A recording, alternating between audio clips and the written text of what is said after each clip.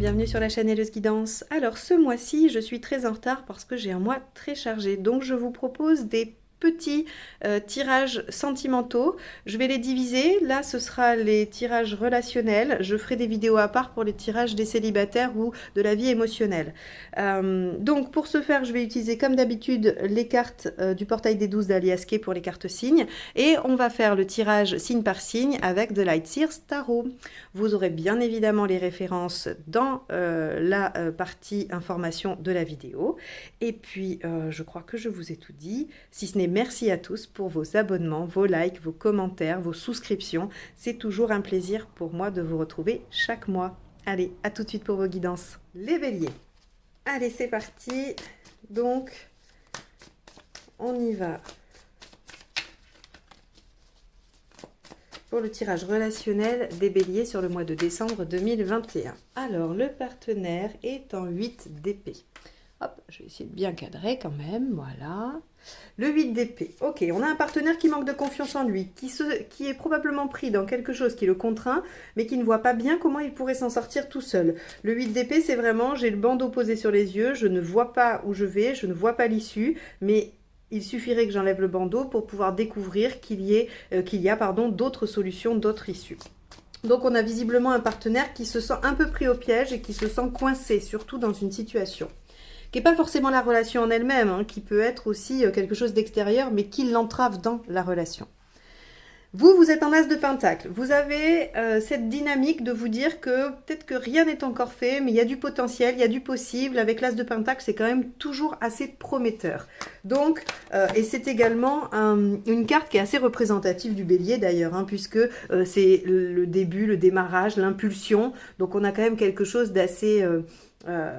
alors, je dirais pas fulgurant parce que ça va être davantage l'as de bâton qui est fulgurant. L'as de denier nous dit que voilà, on a tout ce qu'il faut pour commencer, qu'il suffit de fournir les efforts, mais le feu du bélier en général est capable de fournir ces efforts. Hein. Donc vous êtes plutôt en train de vous dire qu'il y a plein de choses possibles alors que le partenaire, lui, imagine qu'il n'y a que des entraves. Hein. Donc on voit qu'il y a quand même deux dynamiques un peu qui s'opposent. Allez, qu'est-ce qu'il y a à dépasser dans cette situation ? Alors, arcane 13, soit une rupture, vous êtes en rupture et il faut dépasser cette rupture ou les causes de la rupture, ou alors il y a une transformation à opérer dans votre lien, il y a quelque chose qui doit se changer, alors on peut passer d'une relation assez légère à quelque chose de plus engageant, on peut transformer les choses, s'engager, enfin, il y a plein de façons de vivre ce 13. Quoi qu'il en soit, c'est quelque chose qui amène à construire quelque chose de différent de ce qu'il y avait avant. Donc, ce n'est pas simplement la continuité de la relation si vous êtes ensemble, c'est vraiment la transformation du mode de relation ou de quelque chose de primordial dans votre relation. Ok, qu'est-ce qui vous aide? Le 5 de bâton, d'en discuter. Le 5 de bâton, c'est le fait de défendre ses opinions. Donc, c'est du débat d'idées, hein, c'est pas du conflit avec le 5 de bâton. Bien sûr, on peut ne pas être d'accord, on peut avoir des discussions qui sont vives, mais vives tout au plus. On n'est pas dans la dispute où on jette les assiettes. Hein. C'est vraiment, voilà, moi je pense ceci, l'autre dit moi je pense cela. Comment on peut faire pour trouver un compromis? Et on vous encourage réellement à affronter, on va dire, vos points de vue respectifs. C'est ce qui va peut-être vous permettre d'enclencher le potentiel et de faire tomber les peurs du partenaire pour transformer votre relation. Qu'est-ce qui vous entrave? Le diable. Hop, alors, je vais juste essayer de faire en sorte que vous voyez bien les cartes. Alors, le diable, quand il est en entrave, on pourrait dire que chacun voudrait... Alors... pas avoir le pouvoir sur l'autre, hein, je dirais pas quelque chose comme ça. Mais en tout cas, on a une notion avec le diable de maîtrise, d'être aux commandes, d'avoir le pouvoir. Mais le pouvoir des actions, le pouvoir de mettre les choses en œuvre ou le pouvoir de convaincre. Donc on vous dit discuter, mais sans l'ego, sans vouloir gagner, sans vouloir avoir raison. Parce que le diable ici vous indique que c'est pas forcément la bonne posture. Alors c'est rarement la bonne posture d'ailleurs, hein, de vouloir avoir l'ascendant sur l'autre. Mais avec le diable on vous dit, en tout cas ici on vous dit que vous pouvez peut-être vous défaire de certaines choses, de certaines choses que vous maîtrisez. Peut-être qu'il peut y avoir du lâcher-prise, si vous voulez. Hein. On peut lâcher des choses. On peut, oui, lâcher du lest plus d'ailleurs. Hein. Lâcher du lest sur quelque chose. Allez, on va aller voir l'intention du partenaire. Est-ce qu'il a l'intention de sortir de ses peurs ou est-ce qu'il se cache derrière? Ok. Le partenaire, il a l'intention que ça s'arrête. En tout cas, il est en souffrance. Vous voyez, on a ici un partenaire qui ne voit pas d'issue, qui a l'intention d'arrêter ses souffrances. Donc, ça veut dire d'aller terminer la situation douloureuse. Encore une fois, ça ne veut pas forcément dire que c'est la rupture. Ça veut dire que, par exemple, si vous êtes fâché, que vous ne vous parlez plus et que ça le fait souffrir, il veut que ça s'arrête. Donc, il veut que vous recommuniquiez. Vous voyez, c'est vraiment le fait d'achever la situation douloureuse. On voit ici hein, que de toute façon, il y a quelque chose qui doit être transformé parce qu'on a un partenaire qui n'est pas bien. On va voir, hein, vous sentez qu'il y a du potentiel, qu'il y a du possible. On va voir votre intention. Hop.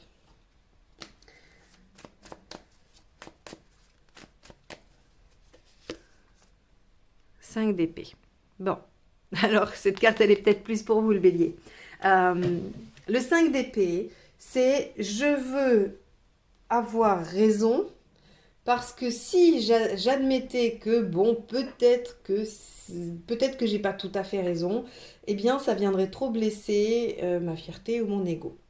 Alors, encore une fois, je le dis souvent, mais je préfère le répéter à chaque fois, dans mes tirages, il n'est pas question ici de vous dépeindre un trait de caractère qui vous collerait à la peau ad vitam aeternam. Parfois, dans certaines situations, on peut réagir de cette façon. Ça ne veut pas dire que vous êtes comme ça ne veut pas dire que vous avez un ego surdimensionné et que vous voulez à tout prix avoir le dernier mot.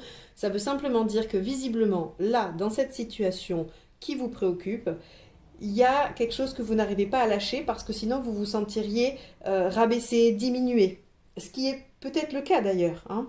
Peut-être qu'il ne faut pas lâcher. Mais dans ce cas-là, on vous conseille plutôt d'utiliser le 5 de bâton, c'est-à-dire de débattre avec des arguments et pas sur l'émotionnel.